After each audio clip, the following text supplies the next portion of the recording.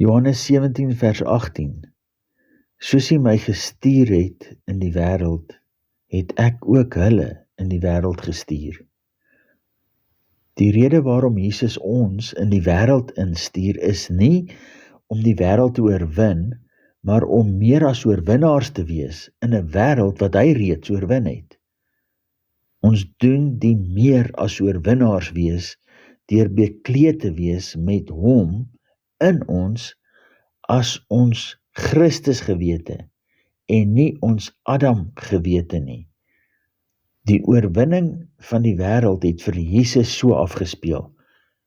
Hy moes glo wie hy is as die Seun van God. Daarna moes hy gehoorsaam die Vader se wil uitleef tot die dood aan die kruis.